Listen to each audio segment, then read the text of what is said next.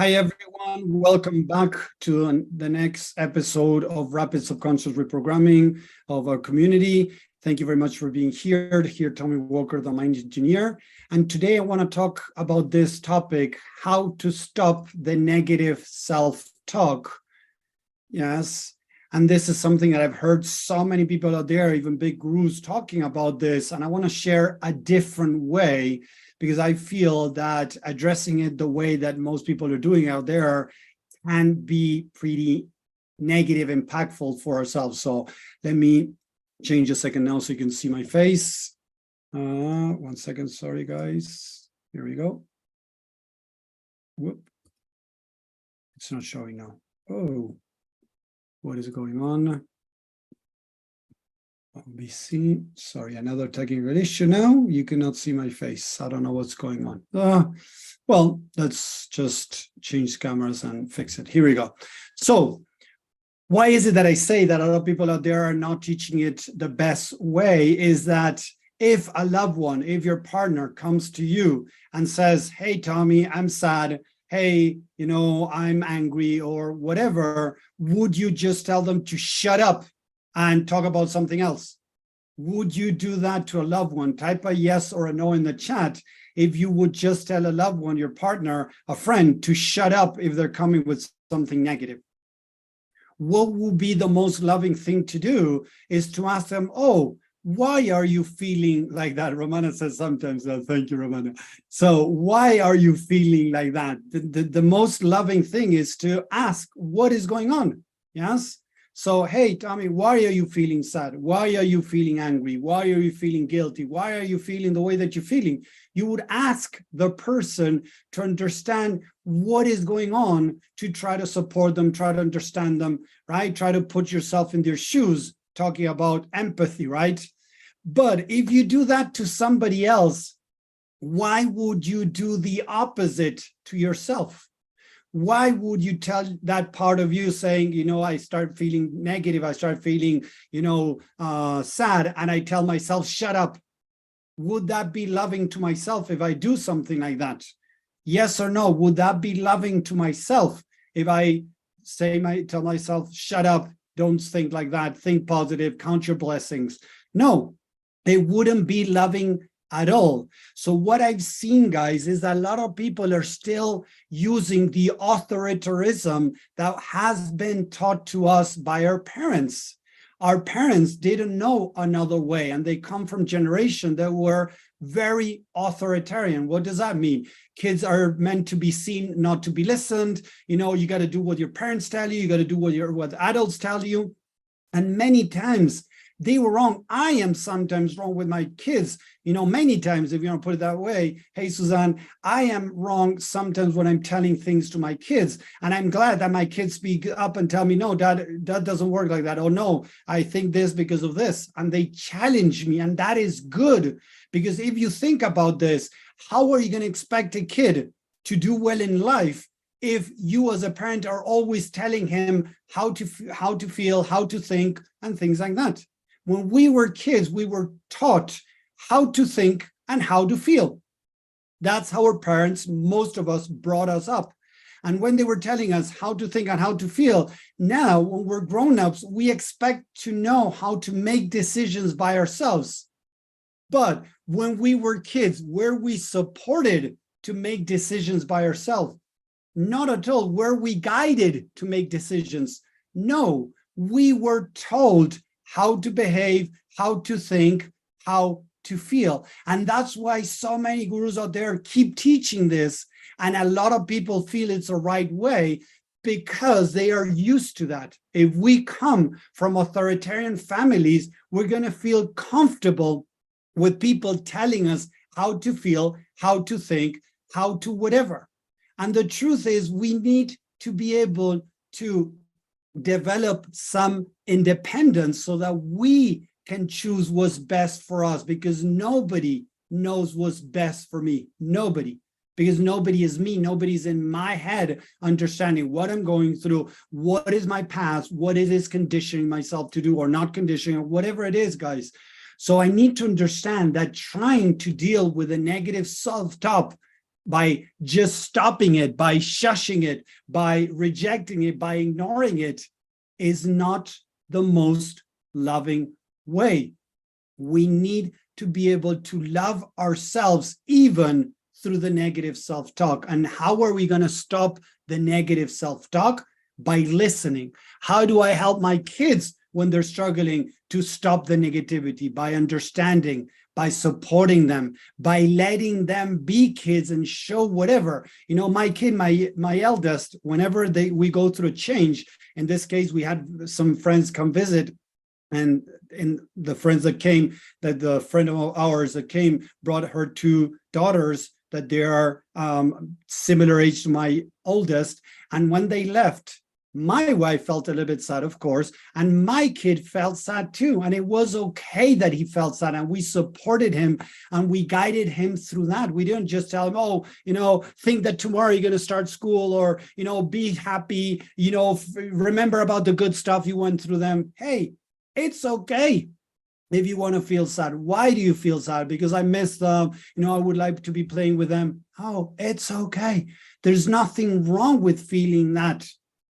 What we did was help him go through these emotions, not stuff them in, repress them, ignore them, throw them under the rug. And this is what a lot of people are doing. We need to start changing this authoritarian way, right, to go into this loving way. Love the part of you that is struggling. Love the part of you that is bringing that negative self-talk, because that negative self-talk most of the time comes up because it's lacking love. There's a part of you that lacked love, that didn't feel good enough, didn't feel appreciated, didn't feel valued, didn't feel worthy, or whatever it is. Each person has their unique story, and that part of you is coming with this negative self-talk up to show you something that you need to deal with, not to repress it, not to ignore it, not to shut it up. Because again, if I have a friend of mine that each time that person comes to me and I say, oh, don't be sad, don't be, talk only about positive things, whatever, eventually that person is going to stop sharing with me what's going on. And this is what's happening inside of us, guys. We are shutting off a part of us. And then we want to truly become our true self. We want to be able to stand in our potential, to really manifest who we are, but we're denying parts of us. If we're denying parts of us, unfortunately, it's very difficult to be able to become our true self. It's like wanting to, and I say it all the time, wanting to become, a marathon runner, and you're chopping off a leg of yours. Yeah, you can still run, don't get me, you can get a prosthetic and things like that, and you can still run, you can jump with one leg, but you're not going to be able to perform to your highest level if you're chopping off a leg of yours. So my recommendation is to start changing, treating those negative self-talk in a different way. What should I start doing? And I teach this over and over again. I'm going to share with you guys. To stop the negative self-talk, first you need to understand why it's there in the first place. So the first question that I teach over and over again, how do I feel? Oh, and the best thing you can do is say, a part of me feels negative, sad, lonely, depressed, anger, shame, guilt. A part of me feels, and you're going to start making a short list or longer list, whatever it is, with the things that that part of you is feeling. Make a list, write it down, start connecting and accepting that part of you. Tell yourself, I have valid reasons to feel like I do. Validate your negative emotions, your negative self-talk. It's coming from somewhere. This is something we're going to cover more in the challenge that we're going to do, right? Where we're going to explain even deeper all of these things. But there's a part of you that is going through something. Maybe you don't have enough money. Maybe you're not able to, change jobs. Maybe you're not finding a job. Maybe you're having trouble with your partner. You're feeling lonely. There are valid reasons to feel negative. So instead of denying it, accept them, acknowledge them, recognize them. Understand them, support them. So love, support, and understanding are the three things that we lacked as kids when we're going through different negative situations. Our parents tended to shut us off, shut us down whenever we're feeling something negative. Don't be negative. Don't be pessimist. Don't be angry. Don't be this. Don't be that. Don't be grumpy. Instead of supporting us and understanding what we were going through, they will shut us down. That shutting us down made us feel most of the times not supported, not understood, and not loved. So as we lack that, whatever situation happens today that could be similar, where maybe my partner is not understanding me, maybe my boss is not understanding me, whatever is going on that could trigger some past memory, I'm going to feel like crap because my unresolved issues are going to come back into the surface, bringing the unresolved emotions that are there, the unresolved beliefs that are there, and it's going to get together with what I'm going through today. I'm going to feel really crappy. So instead of repressing, ignoring, throwing under the rug, shutting it up as that's not who you are, and it's true, that's not who you are, but it's a part of you that you need to deal with. So how do I feel? Start writing it down. Second, why do I feel these different things? So you're going to ask, why do I feel? And to each word that you wrote down. So you wrote down anger. Why do I feel anger? Why do I feel lonely? Why do I feel shame? Why do I feel guilt? Why do I feel these different emotions? Connect, support, understand, and love yourself through this process. Because listen to this, if you were feeling sad and a person came to your house and said, hey, it's okay that you feel sad. Why do you feel sad? And you were able to talk about it. You were able to share it with somebody and you felt understood, you felt supported, and you felt love through the process. What do you think would happen? Would you feel more sad or less sad? Write it down in the chat. Would you feel more sad or less sad if you felt somebody listening, supporting, understanding, and loving you through the process? Of course, less sad. So you're reducing the negative self-talk till eventually it fades away and it goes away. So to stop the negative self-talk, I invite you to go through this process of understanding, supporting, and loving the part of you that is feeling like that. Why do I say a part of you? Because many times we have parts of us. There might be a part of you that is enjoying the day, and then suddenly somebody comes over and says something negative to you, and boom, you go into negative, but you still feel that nice part of you enjoying the day. So you still have that part of you of enjoyment, but now you feel a bit negative. So there's parts, and it's okay. So there's a part of me that feels this, and this. Why do I feel anger? Why do I feel this? Why do I feel discontent? Why do I feel shame? Why do I feel? I explore, understand. Imagine that, I feel bad because I wanted to do a good deed to my partner and she took it the wrong way. Okay, why do I feel guilt? Because I wanted to show her a nice thing and it went sideways. Okay, why did it go sideways? So I kind of explore that a bit more. It went sideways because she didn't get it the right way. Okay, so maybe I need to communicate a bit better what I was doing. Maybe I need to talk with her. But on the other hand, it had to do with her. So do I have control over her? No, I can do a good deed and she can still take it the wrong way. So it is my problem. It might be, but it could be the other person's problem too. So now I start separating responsibilities. So the next thing is, how does it make me feel about myself? Third question, how does it make me feel about myself that my partner took it the wrong way? It makes me feel that I'm not good enough, that I'm not worthy, that I wasn't valued at that moment. I didn't feel accepted. I felt rejected. I'm not good enough. I'm not worthy. I'm inadequate. What is the story you're telling yourself? So did your wife tell you that, or your partner, in my case, my wife, but did your partner tell you that you're not good enough? Did your partner tell you that you're not accepted, that you're not valued, that you're not good enough, that you're inadequate? Maybe they said it, don't get me wrong, but many times they didn't say anything. It's what I'm telling myself. So now I'm realizing that I am treating myself like this. Listen to that again. I am treating myself like this. So as I am treating myself like this, I have power over that. I don't have power over my partner. I don't have power over my boss. I don't have power over my parents. I have power over myself. So I got to recognize, why is this negative self-talk there? It is there because I already feel like a failure, not good enough, inadequate. And this situation just brought it up to the surface. This is what I need to start understanding. It has nothing to do with what the other person is doing. What I'm going through on the outside is the story I'm running in my head on the inside. So I am the creator. So if I don't listen to this negative self-talk, I wouldn't have ever realized that I feel inadequate, or I feel not good enough, or I feel a failure. So I need to start identifying the negative stories that I'm telling myself that normally come, I see as a negative self-talk. Oh, I'm stupid, right? Oh, I did this wrong, or, I should have done more, or, whatever it is that I'm telling myself, or pushing myself to do more, or accomplish this or accomplish that.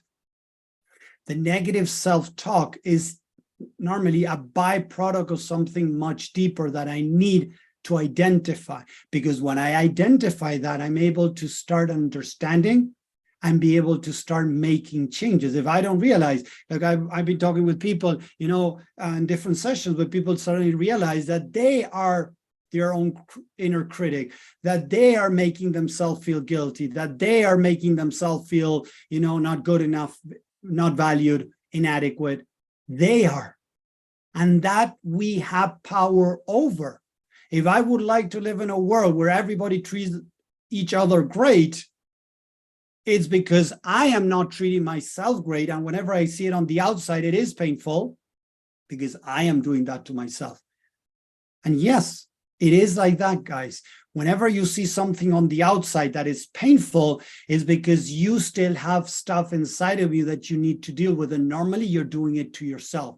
Whatever your partner is doing to you and it hurts is because you're doing it to yourself. Whatever you see in the world that hurts is because you're doing it to yourself. And you might say, but Tommy, I don't like people being violent to others and hitting each other. Okay, so how does it make you feel? How do you feel? Why does it make you feel like that?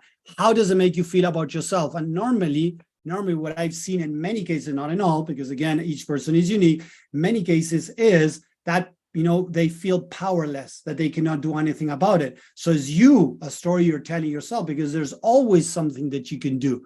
Maybe donate some money to a charity that is taking care of those type of things. Doing things, it is possible, but we feel powerless. We feel not good enough. We feel that, we're doing something wrong. We're not doing enough. Whatever is the story we're telling ourselves. We need to start recognizing these negative self-stories, because those are triggering the negative emotions that are then triggering the negative self-talk. We cannot just shut down the negative self-talk by telling ourselves to shut it down.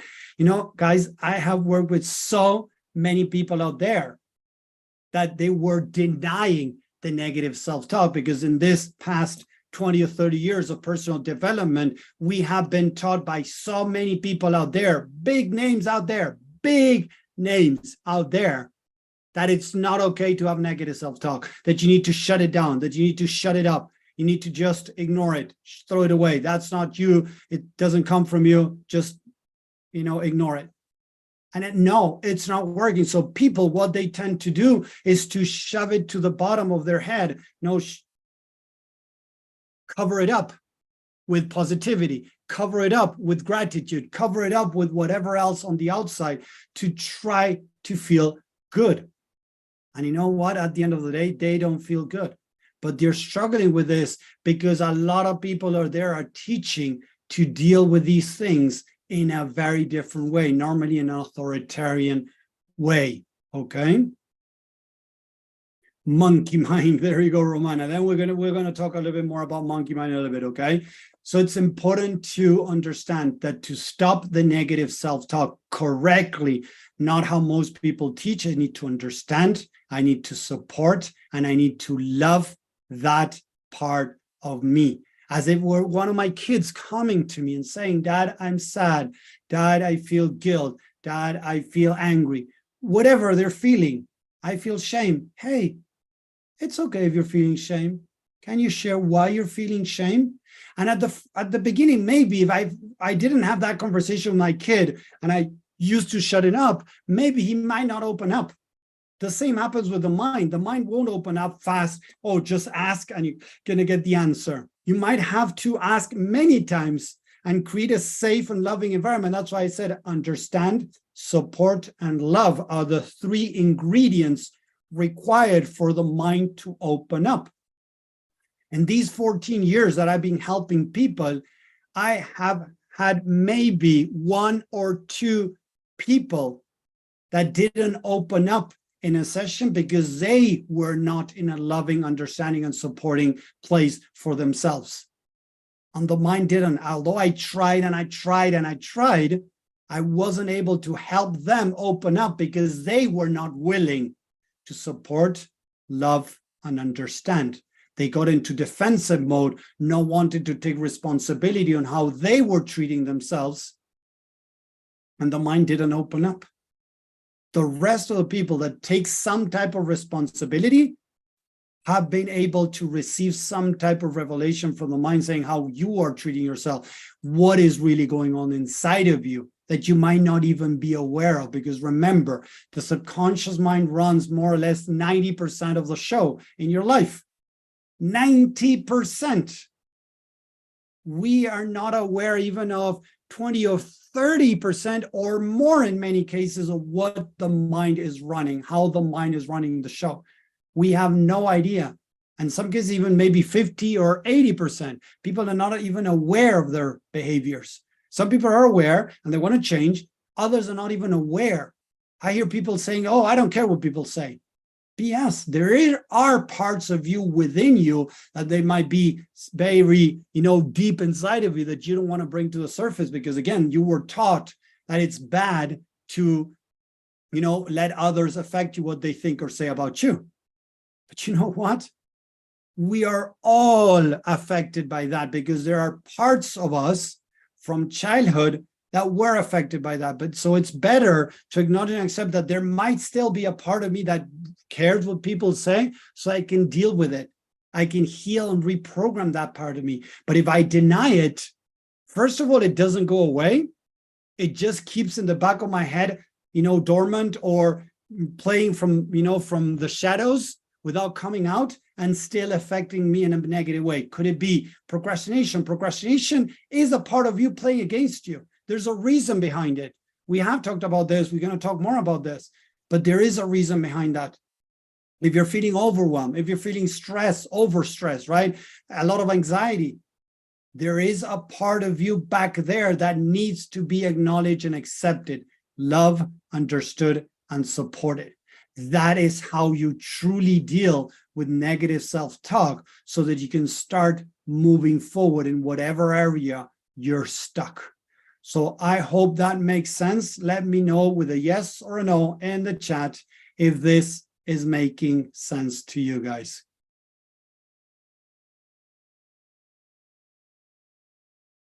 I'm reading some questions here and then I'm going to deal with them in a little bit. Okay, so that's our share for today about how to stop our negative self-talk, but not with authoritarianism, with love. I believe, again, what Buddha taught, the middle ground, right? The middle ground is love. It's not authoritarianism, not permissiveness. Permissiveness is allowing yourself to do whatever you want. This is the new age that we're seeing. It's like everything is valid. You can do whatever you want and everything is okay. No, some things are not okay. And we have, in a way, changed our values along the way because, that's what society is accepting. And because of society is accepting, it might not mean it's okay sometimes, guys. So you need to check what's going on inside of you. And this is my recommendation. So thank you very much for watching. Let me know on social media if you enjoy this. If you're watching live, hashtag live. If you're watching replay, hashtag replay. That would be great. If you can share, if you engage, if you're watching on YouTube, you want to subscribe for more info, more videos, just let us know. That would be great. We're doing this every week. We're sharing insight and tools to help people with their mindset. So thank you very much. Hope to see you around, guys. Take care. Have a great week.